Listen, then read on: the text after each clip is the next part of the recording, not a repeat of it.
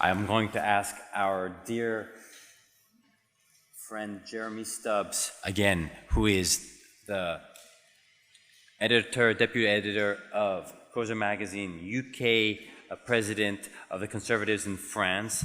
We give him a great welcome, and he'll be speaking in English this time. I appreciate it very much. Thank you very much.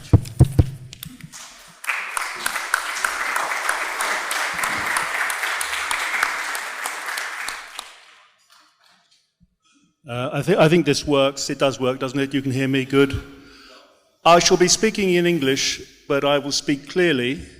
When I come to a difficult word in English, the translation into French will appear in subtitles, so there's nothing to worry about.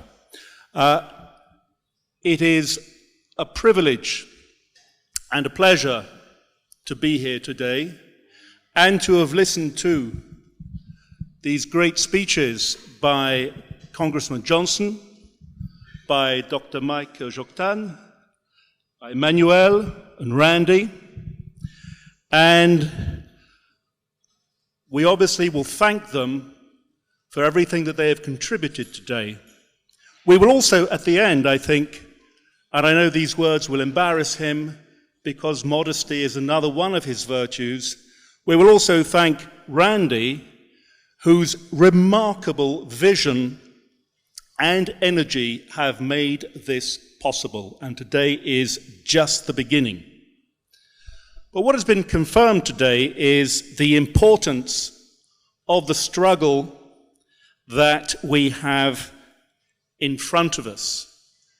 Congressman Johnson said, the fate of the entire globe, and until we have managed to reach Mars, that is absolutely true. The fate of the entire globe is what is at stake. I hope you understand the weight of responsibility that falls upon you here today in this light.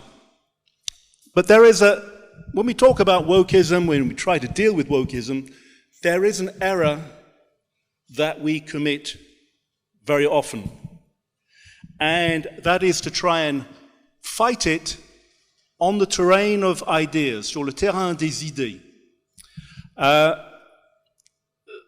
You can refute the absurdities of wokeism rationally 1,000 times.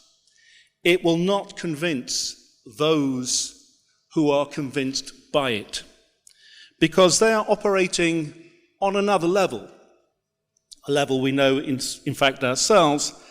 Let's call it the level of social pressure. And everybody is subject to social pressures. The wokists, or the wokerati, as we say in England, are people who know how to exploit people's need to conform, le conformisme, their need to belong, le besoin d'appartenance. They know how to exploit the social impact of shame. They know that people, particularly online, can be shamed into submission. But behind even this exploitation of passions, there is something else. I hope you will forgive me a moment of apparent vulgarity. J'espère que vous m'excuserez un moment de vulgarité apparente. It has to be said that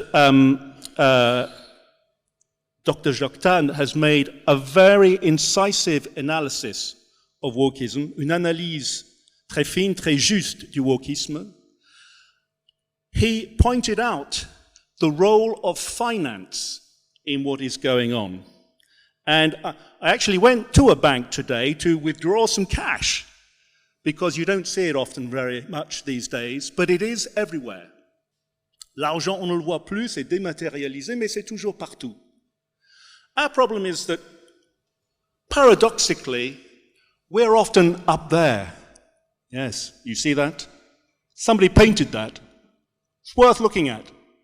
Probably one of the few works of art in public places that is aesthetically acceptable. We're often up there in the world of noble ideas. Now, enemies on the left are often in an area that we are supposed to master on the right, which is that of, in a sense, of money. Now, as I say, I apologize for this moment of vulgarity, but I do feel it is necessary for us to be reminded of where the battle is taking place. It's not just in the realm of ideas. It's in things even more concrete. And money also means organizations, militants, boots on the ground, as they say, people. So what we have to do is fight back on the same level, which will mean money, which will mean organization. I think today we're starting that organization or renewing it in an important way. I published an article recently on the history and uses of the word woke in English. There are basically three uses. The most recent is, in fact, to designate an alliance. Le troisième usage du mot woke en anglais, c'est pour désigner une alliance inattendue, contre-intuitive, je pourrais même dire contre nature. So a counterintuitive, unnatural alliance between different groups with different interests who are united only by their perception of a common enemy. When you look at the LGBTQIA, etc., the LGB have fought and obtained rights, and so be it. It's the TQIA who have bolted themselves on and insist on rights that, in fact, trample on other people's rights, women, children, families. But you can't say anything against this alliance or you will be shamed. Similarly, we have the notion in English, people of color, as though all people of color had exactly the same interests in common, and as though all of those interests had nothing in common with the interests of white people. This is an alliance, again, it doesn't really make sense apart from a certain militant usage. Another factor here, a final one I'll mention, is what in French is known as Islamo-gauchisme, Islamo-leftism. Now that really takes the biscuit. C'est le comble in French. Because people on the far left are reaching out to essentially rather conservative people, Muslims, and saying, oh, your interests are ours, we can make a deal. And we're beginning to see that this alliance apparent alliance, is unraveling. Certainly in the United States and in the United Kingdom, probably soon, if not already, in France. So, wokeism is an alliance. We must combat that alliance. We're beginning to see fissures, des failles, fissures in the facade of their alliance, which we must exploit. But of course, if we're going to fight an alliance, we had better be allied ourselves. Yeah, yes, here we go. Come on now. I want to see you going through that door and fighting. Well, not immediately, and perhaps not physically. Get outside into the street at least.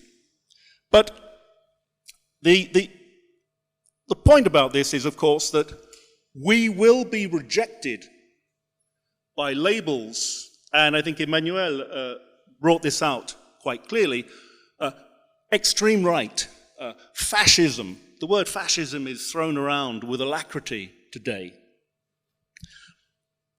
We, however, must appear as I think what we really are, and that is very reasonable people. VRPs, very reasonable people. And our aim is not really simply to convince ourselves that we are right. We've got to make an appeal, a reasoned appeal, on certain issues to people in the center to convince them. For example, I noticed in the New York Times, yes, get thee behind me, Satan, the New York Times reporting that there are many liberal families, parents in the United States who are taking exception to the idea that their children can change gender at school without those parents being aware. So there again, there is beginning to be a fight back from the center. We don't simply want to entrench ourselves in our own fortress. We need to get out there and convince people in the center so that we form the majority. After all, fighting bravely and losing is very noble. I think, however, what we want is to win. Yes, to win. As part of that, we need a free press. We need a free press. The wokeists are out to shut us down, particularly through trying to shame companies into cease advertising in journals of a right persuasion. They've tried to shut down Valeurs Actuelles, and they are trying to shut down Causeur in that way. What we really need is something like what we've seen in the United States, a go woke, go broke attitude on the part of the public in that respect. And I'll ask you to forgive another moment of apparent vulgarity.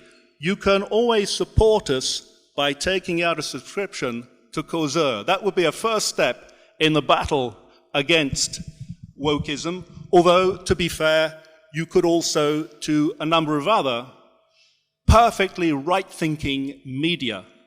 Whether it's Causeur or not, if you support right-thinking media, you will already be doing something very important.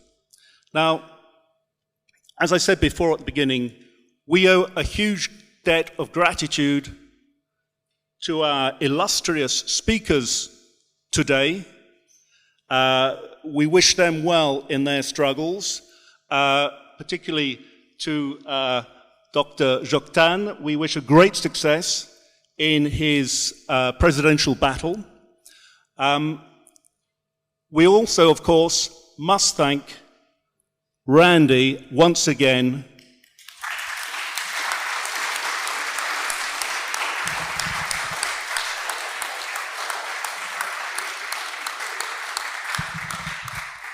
As I said before, this is just the beginning, but let's also thank you for being here. You will one day be able to tell your descendants, yes, I was there on the 4th of July, 2023, when it all began. Yes. Thank you very much.